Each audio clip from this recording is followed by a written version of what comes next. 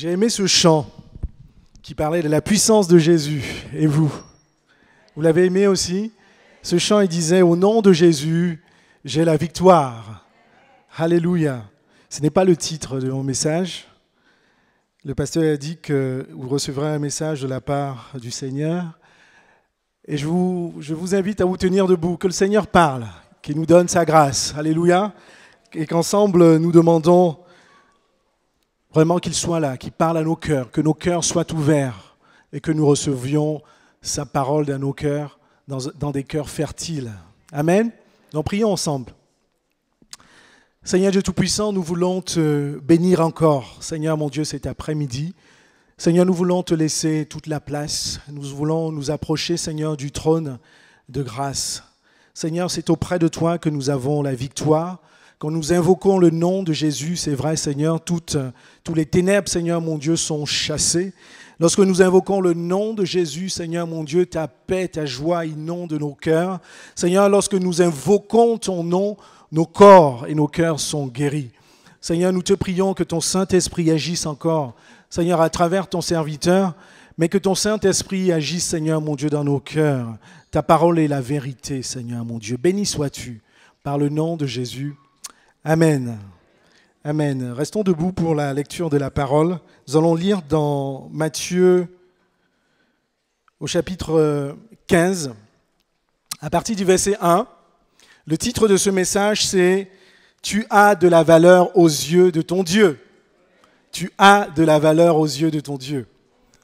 Et donc, c'est l'histoire de la brebis perdue et la drachme perdue. La drachme, en fait, c'est l'équivalent du salaire d'un ouvrier à l'époque, salaire quotidien d'un ouvrier. C'est un passage que vous connaissez qui commence par ceci. Tous les péagers et les pêcheurs s'approchaient de Jésus pour l'entendre. Les pharisiens et les scribes murmuraient et disaient « Celui-ci accueille des pécheurs et mange avec eux. » Mais il leur dit cette parole. « Quel homme d'entre vous, s'il a 100 brebis et qu'il en perde une, ne laisse les 99 autres dans le désert pour aller après celle qui est perdue jusqu'à ce qu'il la retrouve. Lorsqu'il l'a trouvée, il fait quoi? Il la met avec joie sur ses épaules. Et de retour à la maison, il appelle chez lui ses amis et ses voisins. Il leur dit « Réjouissez-vous avec moi, car j'ai trouvé ma brebis qui était perdue. » De même, je vous le dis, il y aura plus de joie dans le ciel pour un seul pécheur qui se répand que pour 99 justes qui n'ont pas besoin de repentance. Il y a une deuxième partie en fait de cette lecture qui est une histoire similaire à la première, qui commence à partir du verset 8, qui dit « Ou quelle femme, si elle a 10 drachmes et qu'elle perde une drachme, n'allume une lampe, ne balaie la maison et ne cherche avec soin jusqu'à ce qu'elle la trouve. Lorsqu'elle a trouvé, elle appelle chez elle ses amis et ses voisins et dit « Réjouissez-vous avec moi, car j'ai trouvé la drachme que j'avais perdue. » De même, je vous le dis, il y a de la joie devant les anges de Dieu pour un seul pécheur qui se répand. Peut-être que vos yeux ne voient pas les anges, mais les anges du Seigneur sont là au milieu de nous. La référence, j'étais en train de lire dans Luc 15, j'ai dû dire Matthieu, je suis désolé, c'est bien Luc 15 au verset 1 et le dernier verset, donc c'était Luc 15, verset 10. De même, je vous le dis, il y a de la joie devant les anges de Dieu pour un seul pécheur qui se répand. Qu'est-ce que ça signifie? Ça signifie que si, certainement dans les églises de Paris, il y en a un qui a accepté le Seigneur, il y a la fête dans le ciel en ce moment. Amen. Vous pouvez vous asseoir. C'est un passage que vous avez lu et que moi également j'ai lu à plusieurs reprises. Et il y a deux petits détails avant qu'on entre dans le vif du sujet. Le premier détail, c'est, vous voyez comment réagissent les pharisiens et les scribes, qui étaient les maîtres de la loi, qui, au lieu d'écouter Jésus, qui annonçait les paroles de la vie, ils critiquaient Jésus. Et ils disent au verset 2, « Celui-ci accueille les pécheurs et mange avec eux. » Alors, ce qu'il faut comprendre, c'est que les pharisiens et les scribes, ils appelaient pécheurs, en fait, tous ceux qui n'étaient pas juifs, c'était les étrangers.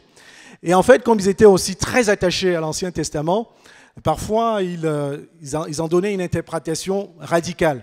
Tout le monde était pécheur, par exemple, les tanneurs. Les tanneurs, c'est ceux qui travaillent, en fait, le cuir, simplement parce qu'ils étaient au contact de la chair de l'animal. Pareil, les conducteurs d'ânes. C'était des personnes en fait qui conduisaient des étrangers qui venaient dans la ville. Et parce que ces conducteurs d'ânes étaient en contact avec les étrangers, ils considéraient que c'était les pécheurs. Donc quand vous entendez dans la Bible pécheurs, en tout cas dans le Nouveau Testament, ce n'est pas forcément des personnes de mauvaise vie, etc. Mais c'était l'interprétation qu'en donnaient les pharisiens et les scribes. Mais ils ne savaient pas qu'en face de ces pécheurs, parce que Jésus, vous savez, la Bible nous dit qu'il n'est pas venu pour les bien portants, mais il est venu réellement pour les pécheurs. Donc Jésus fréquentait tout le monde, n'est-ce pas? Il fréquentait les prostituées, il fréquentait les péagers. Les péagers, c'était les collecteurs d'impôts. Mais Jésus ne risquait pas d'être impur, parce que Jésus est le Saint des Saints. Vous savez pourquoi les pharisiens et les scribes considèrent ces gens de pécheurs? Parce qu'ils avaient peur qu'être au contact avec ces personnes, ça allait les rendre purs. Mais parce que Jésus est le Saint des Saints, c'est Jésus qui nous sanctifie. C'est la parole de Jésus qui nous sanctifie. Et il a déclaré, avant d'être crucifié, il a dit, Seigneur, sanctifie-les, ta parole est la vérité. Alléluia. Et donc c'est Jésus qui nous rend purs. C'est un détail. Et le deuxième détail, c'est aussi que, vous voyez, cette histoire, c'est l'histoire d'un berger, n'est-ce pas? Et ce qui m'a frappé dans la parole de Dieu, c'est que Jésus raconte les histoires de façon simple, audible. Et nous voyons comment la parole de Dieu traverse les temps. Donc Jésus nous parlait de montagnes, de figuiers, il nous parlait de la pêche. Aujourd'hui, c'est vrai, il y a Internet, il y a tout ce qu'on veut, mais la parole de Dieu reste vraie. Et c'est pour ça que quand il disait « Le ciel et la terre passeront, mais ma parole ne passera jamais. » Alléluia. Donc quand nous écoutons ce passage qui parle du berger, nous la comprenons parce que la parole de Dieu traverse les temps. Elle est puissante. Alors que se passe-t-il? Cette histoire de berger. Donc c'est l'histoire de la brebis qui était perdue. Donc vous savez, un berger, donc il a un troupeau. Et pour faire nourrir ce troupeau, encore même aujourd'hui, c'est toujours vrai, qu'est-ce qu'il fait? Il s'éloigne de son lieu, de l'enclos en fait, du lieu où les brebis dorment, où les brebis passent le temps. Donc il va très très loin de l'endroit où il vit, simplement pour trouver du vers pâturage, pour que les brebis puissent s'alimenter. Et ça m'a fait penser à ce passage dans le psaume 23 où il dit « L'Éternel est mon berger, je ne manquerai de rien. » Il me fait reposer sur quoi? Sur les verts pâturages. Jésus est ton berger. Jésus veut t'amener loin. Jésus veut te sortir de tous les bruits qui t'entourent chaque jour pour que tu ailles vers de verts pâturages, comme ces brebis-là. Alléluia. Jésus, dans sa présence, quand on y nous fait reposer dans des verts pâturages, c'est dans la présence de Jésus que nous nous nourrissons, n'est-ce pas? C'est à travers sa parole. C'est lorsque nous sommes remplis de son Saint-Esprit. C'est dans la louange, en fait, que nous sommes dans les verts pâturages. Et Jésus veut t'amener vers des verts pâturages. Il veut te sortir loin de ton quotidien. Comme il a amené ses brebis loin de leur quotidien pour qu'elles aient de verts pâturages. C'est pour ça que nous devons, en toute chose que nous faisons dans la maison de Dieu, ou même dans notre vie spirituelle, je vous parlais de la louange, du jeûne et la prière, nous devons rechercher vraiment la présence de Jésus. Amen. C'est l'histoire de la brebis. Elle est perdue. C'est une histoire où il y a quand même une petite intrigue. Hein? Si c'était une histoire qui se terminait ou qui continuait aussi bien qu'elle a commencé, l'histoire serait facile. Mais le problème, c'est que la brebis est perdue. Et nous pouvons imaginer donc ils avaient marché pendant longtemps, n'est-ce pas? Je vous disais qu'ils s'éloignaient de l'endroit habituel. Et nous pouvons imaginer que cette brebis-là, écoutez, elle a laissé à un moment donné le troupeau. La Bible nous parle de verts pâturages. Peut-être, vous savez, on est toujours à la recherche des choses beaucoup plus belles. Vous voyez des chrétiens qui vont ils cherchent le Seigneur, ils ont une église, etc. Ils veulent aller plus loin encore. Ils cherchent des miracles, etc. Peut-être cette brebis-là, aussi à un moment donné, la Bible nous dit que le pâturage était vert, mais elle cherchait encore une herbe beaucoup plus verte. Et c'est comme ça qu'elle s'est éloignée. Et nous voyons que peut-être qu'elle a marché à un moment donné, elle s'est retournée, elle ne voyait plus aucun troupeau. Et puis elle s'est retrouvée toute seule. Et c'est comme ça, en fait, aussi dans la maison de Dieu, on va trouver des personnes, et c'est souvent progressif. Ces personnes s'éloignent progressivement de la présence de Dieu. Je ne parle même pas de l'Église, mais ça va se manifester en fait par le fait que tu ne commences plus, tu t'arrêtes à prier, tu pries de moins en moins, tu es de moins en moins, si tu jeûnais, tu ne jeûnes plus. Ta parole, la parole de Dieu, à laquelle tu te référais chaque jour, pour laquelle tu ne pouvais point te passer, et davantage tu te lèves et la parole de Dieu ne te fait plus rien. Et cette brebis-là, elle était aussi un peu comme ça, comme certains d'entre nous qui, parce qu'on veut aller au-delà de ce qui est écrit dans les Écritures, parce qu'on veut expérimenter d'autres choses. Vous savez, sur Internet, il y a à boire et à manger. Vous savez, la Bible nous dit également, dans les derniers temps, il y aura de faux prophètes, il y aura des personnes qui vont... Tout le monde sur Internet se met à enseigner et la parole de Dieu est vraiment réelle. Et c'est comme ça que nous nous éloignons. Et ça m'a fait penser aussi à ce passage, vous savez, quand Dieu parle directement à Josué. Quand Moïse est parti et que Josué a pris la tête de la conduction du peuple d'Israël, il lui dit que ce livre de la loi ne s'éloigne point de ta bouche, médite-le jour et nuit pour agir fidèlement selon tout ce qui est écrit. Et vraiment cet après-midi, je nous encourage, on parle de la brebis perdue, je nous encourage, si vous ne voulez pas vous perdre, restez attachés à la parole du Seigneur. Alléluia. Ça viendra après, vous savez ce qu'on voit, l'Église et la louange, l'évangélisation, etc. C'est la manifestation en fait de notre fidélité envers le Seigneur. Quand vous voyez un homme de Dieu pour qui, quand il prêche ou quand il parle du Seigneur, il y a des résultats, c'est parce que cet homme de Dieu est attaché à la parole. Donc restons attachés à Jésus. Donc le berger constate que la brebis est perdue. La Bible nous dit qu'il y avait 100 brebis. Ce n'est pas le nombre en fait qui est important, c'est le fait qu'il y avait plusieurs brebis. Et vous savez, ce qui m'a surpris, c'est qu'au milieu de ces centaines de brebis, il a constaté qu'il y en avait une. Vous avez déjà vu un troupeau de brebis, n'est-ce pas? Même à la télé. Bon, donc vous voyez, il y a de toutes les couleurs. Il y a des blanches, il y a des grises, il y a celles qui sont tachetées, etc. Mais le berger s'est rendu compte que parmi cette centaine, il y avait une qui avait disparu. Qu'est-ce que j'ai envie de te dire cet après-midi? J'ai envie de te dire que Jésus, ton berger, il te connaît personnellement. Alléluia. Nous sommes certainement dans le monde des milliers, des millions de chrétiens. Mais Jésus te connaît par ton nom. Il sert si tu t'appelles Pierre ou Paul ou Jacques. Il te connaît personnellement. Jésus te connaît. Ton bon berger, il te connaît. Et le titre de ce message, je vous disais, tu as de la valeur devant les yeux de ton Dieu. Tu as vraiment de la valeur. Peut-être que dans cette masse, vous savez, le Seigneur m'a permis, en fait, à travers des voyages professionnels, à chaque fois je cherchais une église. Et à chaque fois j'ai rencontré des personnes de toutes les couleurs. Quand je rentrais vraiment dans les assemblées de Dieu, je me sentais qu'on avait le même sentiment, le même amour, la façon dont on se parlait, même si c'était des personnes d'autres couleurs. Et j'avais toujours été frappé par cela. Je me disais, mais Seigneur, c'est vrai, à Paris, nous sommes déjà nombreux, mais vous allez au fin fond, je ne sais pas de quelle ville, vous allez trouver des chrétiens. Nous sommes des milliers et des millions qui, par la grâce de Dieu, un jour ont rencontré Jésus. Qu'est-ce que j'ai envie de vous dire? C'est qu'au milieu de cette masse-là, peut-être que dans ta vie, tu dis, je n'ai point d'importance. Peut-être que dans l'Église, il n'y a que les pasteurs, les diacres, les serviteurs, les anciens, etc., qui ont l'importance. La Bible nous dit qu'aux yeux de Dieu, il n'y a point de considération. Tu as de la valeur aux yeux de ton Dieu. Même devant des milliards, des milliers d'enfants, nous sommes tous des enfants de Dieu. Ceux qui ont accepté Jésus-Christ, Jésus te connaît personnellement. Alléluia. Donc le berger, il a constaté ça. Il a constaté qu'il y avait une brebis qui était perdue. Quand j'ai lu ce passage, ça m'a fait penser en fait à mon enfance.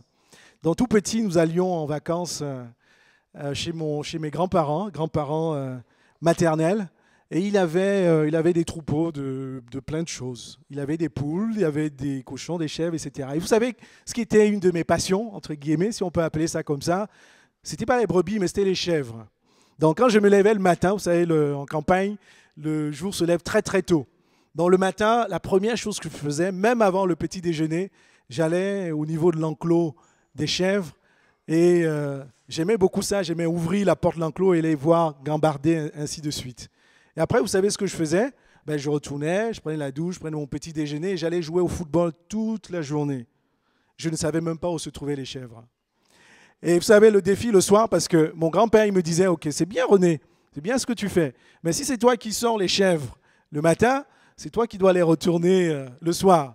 Et mon problème, c'est que vers 17h, 17h30, quand il fallait ramener les chèvres dans l'enclos, à la maison, c'était un vrai problème parce que je ne savais même plus combien elles étaient au départ. J'étais incapable de dire si elles étaient 50, 100, etc. Mais c'est simplement parce que je n'étais pas un berger. Je n'étais pas un bon berger. Alléluia. Jésus est le bon berger. Jésus te connaît personnellement et tu as de la valeur à ses yeux. Donc si on continue l'histoire, en fait, on voit que Jésus, la brebis était perdue. Et donc, la Bible nous dit qu'au verset 4, « Quel homme d'entre vous, s'il a 100 brebis et qu'il en perde une, ne laisse pas les 99 autres dans le désert ?» Et vous savez, ce berger-là, c'était un entrepreneur. On peut l'appeler aujourd'hui un entrepreneur parce qu'il a investi dans les brebis. La Bible nous dit qu'il en avait 100. Il aurait pu se dire, alors sur les 100 brebis, alors il y a une qui s'est perdue, tant pis, je continue. Parce que c'est ça aujourd'hui, dans la logique de l'entreprise, on parle de la rentabilité, n'est-ce pas? Si aujourd'hui j'ai 100 € et que j'en perds un, je ne vais pas abandonner les 99 € que j'ai pour aller fouiller partout 1 €, n'est-ce pas? Mais ce berger-là, la Bible nous dit qu'il a laissé, et ils n'étaient peut-être pas arrivés encore à l'endroit des verts pâturages. Si on a la même Bible, la Bible nous dit que les 99 autres sont dans le désert. Il y avait peut-être une source d'eau. Mais il a laissé la masse, le grand volume. On peut dire ce qui était le plus cher encore pour lui, parce que c'est finalement la masse qui allait lui rapporter beaucoup d'argent. Mais il a dit qu'il y a une que je connais par son nom, qui s'appelle je ne sais pas qui. Je ne sais pas où elle est, mais elle a de la valeur à mes yeux. Et je peux te dire que Jésus, c'est comme ça également qu'il nous regarde. La Bible, à travers Jésus pouvait dire que Dieu n'admettra pas qu'aucun de ceux que lui, il a confiés à Jésus se perde. Et c'est pour ça que je veux te dire, peut-être que tu n'as pas de la valeur aux yeux de ton mari, peut-être que tu n'as pas, en tout cas tu ressens que tu n'as pas la valeur aux yeux de ta femme, que tu n'as pas la valeur aux yeux de ton patron, même dans l'église parfois. Si on se dit vrai, parfois on peut avoir ce sentiment-là, mais aux yeux de Dieu, il est capable de laisser 99 autres pour te chercher. Amen, parce que tu as de la valeur à tes yeux. Aux yeux de Dieu. Et Jésus pouvait dire, quand on lit Jean 10, « Je suis le bon berger. Je connais mes brebis et elles me connaissent. » C'est comme ça que ce berger a réussi à identifier laquelle brebis avait disparu. Et donc, si nous allons un peu plus loin, nous voyons que c'est pas la brebis. La brebis était perdue, n'est-ce pas? Donc on peut imaginer qu'elle était à un endroit, peut-être qu'elle allait s'abriter dans une grotte, elle est restée à un endroit, il faisait froid, elle avait peur. Ce n'est pas la brebis qui a demandé à d'autres bergers qui passaient, mais où se trouve le mien, où se trouve mon berger. Ce n'est pas la brebis qui est allée vers son berger, mais c'est le berger qui est allé vers sa brebis. Qu'est-ce que je vais vous dire? Je veux dire que peut-être que dans ta vie chrétienne, dans ta vie de tous les jours, ça peut arriver qu'on ait des moments de fatigue, spirituel, j'entends. Ça peut arriver pour plusieurs raisons. Mais je veux te dire que sache qu'en ce moment, tu n'es pas seul. Et que même si tu te sens seul, abandonné, oublié, le bon berger, Jésus, il est à ta recherche. Et il fera tout. Parce que tu as de la valeur à ses yeux. Alléluia. Donc, c'est Dieu qui te cherche. La Bible nous dit aussi, et c'est Dieu qui parlait au psaume 14, verset 2, L'Éternel du haut des cieux regarde les fils de l'homme pour savoir s'il n'y en a pas un d'intelligent, un qui cherche Dieu. Donc pendant ces moments-là où tu te dis « oui, je suis seul, personne ne me connaît, personne ne me cherche », Dieu il est en train de te chercher. Alléluia. Raison de plus que quand tu te sens perdu, égaré, vis dans la louange. Alléluia. Sois dans la paix. Proclame, même si tu n'as pas envie de le faire. Vous savez, on n'a pas besoin forcément de chanter. Vous mettez sur Internet, vous mettez un DVD MP3, nous l'avons tous ça. Vivons dans la louange et nous allons voir notre Seigneur Jésus, notre berger. Tu vas le voir, qui accourt vers toi. Parce que la Bible nous dit que quand le juste crie, qu'est-ce qu'il fait? L'Éternel accourt vers lui. Et nous pouvons imaginer que cette brebis-là, elle n'est pas restée muette. Moi, quand je suis en détresse, ça peut m'arriver crier. Elle a dû crier de toutes ses forces. Mais le bon berger a reconnu sa voix. Il a entendu sa voix. Le bon berger a certainement même senti son odeur. Et je veux dire que Jésus te connaît plus que ce que tu peux penser, parce que tu as de la valeur pour lui. Amen. Et ce passage aussi m'a marqué parce que, en fait, quand on lit la rencontre entre le berger, parce que c'est ça la belle histoire, non? Si on vous racontait la belle histoire, cette histoire que la brebis est tombée dans une falaise, etc., vous n'auriez pas envie de l'écouter, n'est-ce pas? Mais il y a eu une grande nouvelle, c'est qu'il y a eu cette rencontre entre le berger et la brebis. Et quand j'ai lu ce passage, je me disais, c'est terrible, le berger, quand il va retrouver la brebis, il va lui donner une bonne fessée. Mais ce n'est pas comme ça que ça s'est passé. Moi, j'en connais, c'est tellement même au milieu de nous. Si ça nous arrivait en tant que parents, tonton ou tata, etc., on a perdu un enfant, ça nous arrivait déjà dans un supermarché, etc. Qu'est-ce qu'on fait la première fois? La première chose on est content, évidemment, de retrouver l'enfant, mais on donne d'abord une bonne fessée. Mais ce n'est pas ce que le berger il a fait. Le berger, il n'a pas fait. Il a trouvé, la Bible nous dit, je suis dans Luc 15, verset 5. Lorsqu'il a trouvé, il la met avec joie sur ses épaules. Alléluia. Jésus a dit qu'il n'est pas venu pour juger le monde. Il est venu pour donner la vie au monde. Alléluia. Vous savez, souvent dans la maison de Dieu, il peut y avoir des rétrogrades, des personnes fatiguées, des personnes qui à un moment donné lèvent un peu le pied. Mais quelle va être notre responsabilité? Quelle va être notre réaction vis-à-vis de ces personnes? Est-ce que c'est les juger? Est-ce que les condamner? Oui, on ne te voit plus. Oui, ceci, oui, il est devenu ceci, il est devenu cela. Jésus n'est pas venu nous juger. Le bon berger, il n'a pas fait toute une leçon de morale à la brebis. Mais ce qu'il a vu, il est venu, il a vu la brebis. Je vous ai dit, peut-être qu'elle avait froid, elle était recroquevillée sur elle-même. Peut-être qu'elle tremblotait, peut-être qu'elle était morte de peur. Mais qu'est-ce qu'il a fait? Il a tâtonné, il a pris la brebis, il l'a mis sur son épaule. Dieu nous appelle aussi, mes bien-aimés, à nous aimer réellement les uns les autres. Pas seulement quand ça va bien, même dans les phases difficiles. Alléluia. Tu as un frère ou tu as une sœur, tu n'as pas vu depuis longtemps, ce n'est pas grave. Peut-être qu'elle est en train de passer des moments difficile. Peut-être qu'elle s'est égarée, peut-être qu'elle allait chercher à brouter de l'herbe encore plus verte, et ainsi de suite. Mais commence déjà à prier pour ton frère, prie pour ta sœur, prends de ses nouvelles. Et quand tu vas, ne lui passe pas un savon, alléluia. Dis-lui que tu l'aimes, dis-lui que Jésus est bon, alléluia. Dis-lui que le bon berger est toujours vivant, alléluia. Tiens-lui, mais prends sa main, porte-la sur ton épaule, alléluia. Et ramène-la à l'église. Ramène-la autour de la parole du Seigneur. Alléluia. Jésus est le bon berger. Et c'est comme ça qu'il agit lorsque nous sommes perdus. Il n'est point venu pour juger le monde, mais il est venu pour le sauver. Et si tu es dans ce cas, dans la maison de Dieu, fatigué, je vous dis, ça arrive à tout le monde, Jésus a dit, venez à moi, vous tous qui êtes fatigués et chargés. Je vous donnerai du repos. Alléluia. Donc, continuons. Donc le bon berger, il est dans la joie. Vous savez, quand on réussit un examen, on a un travail, ainsi de suite, on est dans la joie, n'est-ce pas? Ma fille a assisté il y a quelque temps à Page, à son premier Page de sa vie.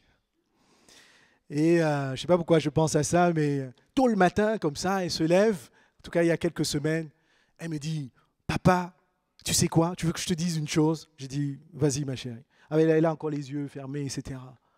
Page, c'était vraiment fantastique. Elle me regarde vraiment tout ça. Elle n'est pas encore réveillée, mais elle le disait, elle me l'a fait pendant 2 semaines. À sa mère et à moi d'ailleurs, elle a fait pendant toutes les semaines. En tout cas, quand on a la joie dans le cœur, on a envie de partager, n'est-ce pas? Je pense aussi même à ma voisine, la voisine du quartier. Une dame extraordinaire d'un certain âge. Quand je rentre du travail, fatigué, elle me dit, René, viens voir ce que mon mari il a fait. Regarde comment il a cassé tel mur, il a mis telle peinture, il a passé l'électricité par là. Elle est tellement joyeuse. Elle me dit, viens, rentrez, viens voir. Parce qu'on a envie de partager la joie. Parce qu'on a l'impression que quand on partage, la joie, elle s'amplifie, n'est-ce pas? Et c'est ce que quand on lit la parole du Seigneur, c'est ce que ce berger a fait. Qu'est-ce qu'il a fait au verset 6? Et de retour à la maison, il appelle chez lui ses amis, ses voisins. Il leur dit, réjouissez-vous avec moi, car j'ai trouvé ma brebis qui était perdue. Vous savez, c'est en cela. Et Dieu, en fait, tout ce qu'il dit, il le prouve. Dieu n'est pas un homme. La parole de Dieu dit que Dieu n'est pas un homme pour mentir. Il dit qu'il nous a aimés en Jésus-Christ. Et il a prouvé réellement en Jésus-Christ. Alléluia. Nous sommes la joie de Jésus. Tu es la joie de Dieu. Tu es la joie de Jésus. Alléluia. Parce qu'il y a la fête dans le ciel. Quand tu reviens vers lui, même quand tu loues ton Dieu, alléluia. Peut-être tu penses que tu es seul dans ta chambre, à l'église, etc. Mais il y a des anges dans les cieux qui se réjouissent ensemble parce tu loues notre Dieu. Et c'est même la joie du Seigneur de rencontrer son fils ou sa fille qu'il a retrouvé. Il a raconté, vous connaissez aussi l'histoire du fils prodigue, quand il est rentré à la maison. Je ne vais pas vous raconter toute l'histoire, mais qu'est-ce qu'il a fait en fait, son père? Il a organisé une grande fête, n'est-ce pas? Il n'a pas organisé un grand tribunal, mais il a organisé une grande fête à l'honneur de son fils. Donc, ce que je veux te dire, c'est que tu as réellement de la valeur aux yeux de ton Dieu. Dis-le à ton voisin, tu as de la valeur. Dis-le à ton voisin. Si tu ne crois pas, tu lui fais des gros yeux, tu dis, tu as de la valeur. Alléluia. Philippe, tu peux le dire au pasteur. C'est vrai qu'il est un peu loin, mais tu peux le dire aussi au pasteur.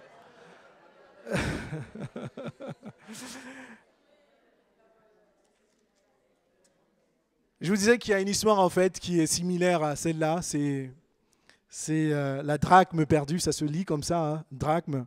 Je vous disais que c'était l'équivalent du salaire quotidien d'un ouvrier. Et c'est l'histoire d'une femme qui a 10 drachmes, nous dit la parole, et qui en perd une. Une fois de plus aussi, le 10, ce n'est pas ce qui est important, c'est que elle avait une certaine somme d'argent et elle en perd une. Et qu'est-ce qu'elle fait? Elle se met à fouiller dans toute la maison. Ça vous est arrivé, hein, quand vous perdez quelque chose qui vous est cher. Quoique cher, souvent c'est les clés, c'est le téléphone portable. Qu'on cherche, n'est-ce pas? C'est un vieux pull qu'on cherche, c'est un par-dessus qu'on cherche. Qu'est-ce qu'on fait? On fouille partout. Moi, en ce début de semaine, qu'est-ce qui m'est arrivé? C'était dans la voiture, vous savez, le chargeur de téléphone portable. Je ne sais pas ce qui est arrivé. J'ai senti que c'était tombé. Après, j'ai cherché, je n'ai pas trouvé. Mais je peux vous dire que j'ai commencé à chercher partout, même dans des lieux improbables. Je savais que c'était dans la voiture, mais je me suis retrouvé à chercher dans la maison. Je cherchais dans mon sac. Et pourtant, c'était dans la voiture. Qu'est-ce que je veux vous dire? Cette femme-là, qu'est-ce qu'elle fait? Elle cherche partout. La Bible nous dit même que, vous savez, dans la maison, tout n'est pas illuminé. Il y a des endroits qui manquent un peu de lumière. Donc, elle a allumé, la Bible nous dit, une lampe pour rechercher. Elle a pris le balai, etc. Elle a cherché partout. Qu'est-ce que je veux vous dire? C'est que Dieu, il est capable de tout. Quand Dieu veut te trouver, il est capable de tout. Même quand tu es au fond de la vallée, il est capable de tout. Il est capable de descendre de son ciel. Et c'est ce qu'il a fait en Jésus-Christ. La Bible nous dit que Jésus s'est dépouillé du fait qu'il était Dieu, alléluia, de toute sa gloire. Il est descendu dans le ciel. Il était capable de tout. Le ciel, c'est un endroit auprès de Dieu. C'est un endroit magnifique. Il aurait pu dire, je règle les problèmes de la terre à partir du ciel. Mais il a tout fait. Il a fait comme cette femme-là. Il est venu vers toi. Et ce n'est pas nous qui sommes venus vers Jésus. C'est Jésus qui est venu vers nous. Il a été capable de tout. Alléluia.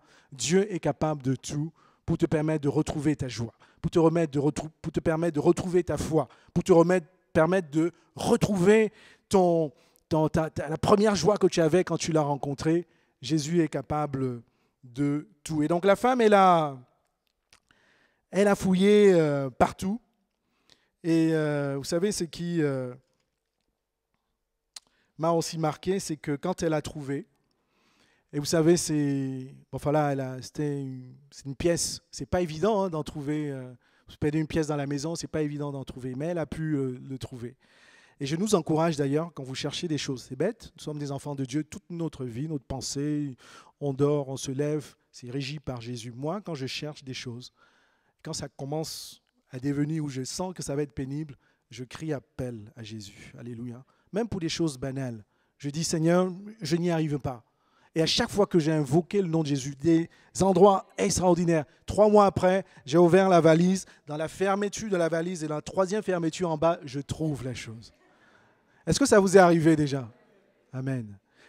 Donc, confions tous nos inquiétudes. La parole de Dieu nous dit à notre Dieu. Il va nous aider. Alléluia. Je ferme la parenthèse, mais c'était pour nous dire que si on continue en fait sur l'histoire de cette femme-là, donc elle a retrouvé, elle était comme ma voisine, elle était très contente, elle appelait tous les voisins à gauche, à droite, pour fêter quoi en fait? La retrouvaille de cette drachme, de cette pièce d'argent. Et c'est sûr qu'elle a même dépensé plus.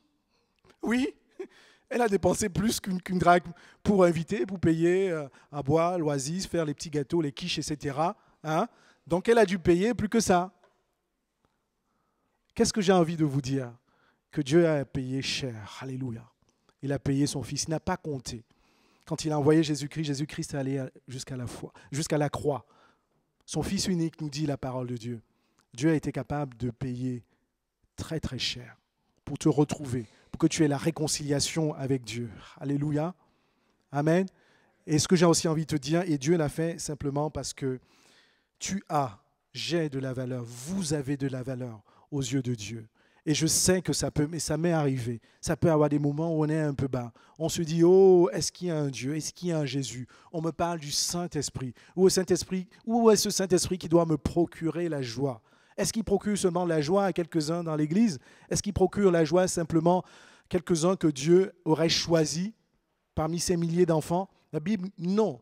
Si vous avez ça en fait en tête, ça ne vient pas de Dieu, ça vient de l'ennemi de Dieu, qui est le diable, qui est l'accusateur, qui veut en fait te troubler et te dire que non, Dieu ne t'aime plus, non, Dieu t'a abandonné. La Bible nous dit que Dieu ne fait point de considération de personne. Alléluia. Nous avons tous de la valeur auprès de notre Dieu. Dans le psaume 27 au verset 10, Dieu nous parle directement, il dit « Quand bien même ton père et ta mère t'abandonneront, moi je ne t'abandonnerai jamais. » Vous voyez, je ne sais pas si vous avez déjà raconté cette histoire. Et ce message, si vous avez vraiment l'occasion de le raconter ou de témoigner de l'amour de Dieu et de la valeur que les hommes et les femmes ont aux yeux de Dieu, dites-le à ceux qui en ont besoin. J'ai rencontré à Montparnasse, dans le cadre de l'évangélisation, il y a toutes les situations, vraiment terribles. C'est un jeune garçon qui était là, qui vivait dans la rue. On parlait de l'amour de Dieu à un moment donné, il me regarde dans les yeux. Il me dit, monsieur, je ne comprends pas comment vous pouvez me parler de l'amour de Dieu. Moi, vous savez, quelles sont les circonstances de ma naissance? Il me racontait. Il est né, on l'a retrouvé, il ne sait pas dans quelles circonstances, dans un sac poubelle. Vous voyez, abandonné de sa mère. Ça arrive, c'est des choses, regardez sur Internet, je pense que ça doit malheureusement arriver à Paris tout le temps. Mais il m'a dit, mais quel amour! Comment pourrez-vous me parler de l'amour de Dieu? Est-ce qu'il y a un Dieu qui est amour dans ces conditions-là? Je l'ai écouté. Dans ces conditions-là, ne sortons pas trop de versets bibliques. Je l'ai écouté, je me suis rapproché de lui. Je lui ai dit que je comprends. Je lui ai dit que je comprends. Mais que tout cela ne change un point à l'amour de Dieu. Mais je lui ai dit pendant très très longtemps que je comprends. Parce qu'il était rebelle contre tout. Il est évidemment quelqu'un qui vient dans le monde dans ces conditions. Non seulement il ne va pas croire en Dieu. Toi, tu es qui pour venir parler de Dieu? Comment est-ce qu'il peut manifester lui-même de l'amour? Ces personnes en général sont remplies de haine. Mais cet après-midi, moi, j'ai une bonne nouvelle, c'est que Jésus-Christ est capable de changer, même ces cœurs-là, dans ces conditions. Parce que tu as de la valeur aux yeux de Dieu. Quand bien même mon père et ma mère, et c'est le verset que j'ai eu à partager avec lui, ce jeune garçon, quand il m'a parlé de ça, je lui ai dit que Dieu ne l'aurait jamais abandonné. Et je lui ai dit que même si jamais, je lui souhaite évidemment qu'il retrouve ses parents ou sa mère, qu'il pardonne sa mère. Il n'y a pas de raison, on ne peut pas expliquer. Je ne sais pas exactement ce qui s'est passé, mais je lui ai demandé également de se préparer en tout cas à accorder le pardon à sa mère. Donc il y a de la joie dans le ciel. Et je vous disais qu'il y a beaucoup de choses que nos yeux physiques ne voient pas, mais sois dans la joie, mon frère, quand tu ressors en tout cas des moments difficiles. Il y a les anges dans le ciel, je ne sais pas comment ils sont organisés, je ne sais pas s'ils mettent des guirlandes comme ça, je ne sais pas s'ils mettent des grandes pancartes, je ne sais pas dans le buffet ce qu'ils préparent, mais la parole de Dieu nous parle également des choses spirituelles, parce que c'est vrai, alléluia, quand tu es dans le trou, commence à louer ton Dieu, alléluia, même si ça ne sort pas de ta bouche, je vous disais, fais tout pour commencer à chercher ton Dieu et La Bible nous dit quand le juste crie, je vous dis, le Seigneur entend. Ce berger-là, il n'y avait pas que la voix de la brebis qu'il entendait, mais il connaissait sa brebis. Il ressentait l'odeur de sa brebis. Et quand tu es dans ce moment, sache que le berger, il te cherche. Ce berger-là, il a parcouru des kilomètres, certainement, pour essayer de reconnaître. Certainement, il était dirigé par son flair, parce qu'il connaissait sa brebis. Et sache que Jésus le fait. Peut-être que tu t'es dit, je suis loin de tout ça, mais Jésus il le fait. Il te regarde, il te connaît, il voit dans quelle situation tu es. Il est le bon berger parce que tu as de la valeur à ses yeux. Amen. Je conclus en disant donc que tu es unique aux yeux de ton Dieu. Nous sommes des milliards d'enfants. Dieu est le seul Père qui peut donner, qui peut en tout cas prononcer le nom de ses enfants. J'ai... dans des contextes polygames, etc. Il y a des hommes qui ont plusieurs femmes et plusieurs enfants. Et moi, j'avais des amis comme ça, en fait, au Cameroun, où ils me disaient, mais tu sais quoi, René, mon père, il ne sait même pas comment je m'appelle. Parce qu'ils étaient une trentaine, en fait, dans la maison. Vous voyez ? Mais Dieu, il te connaît. Nous sommes des millions et des millions d'enfants. Je lui dis, Dieu te connaît. Tu es unique aux yeux de ton Dieu. Donc, si tu arrives que tu te loin de Dieu, sache que tes forces seuls ne suffiront pas. Implore à ton Dieu. Il courra vers toi, il te recherche. Et il va déployer tout son possible, comme cette femme-là qui a remué tous ses meubles pour trouver la drachme. Et sache que quand Dieu te trouve, quand le bon berger te trouve, qu'est-ce qui se passe ? Il y a de la joie dans le ciel. Alléluia. Donc que le Seigneur nous encourage et nous bénisse. Amen.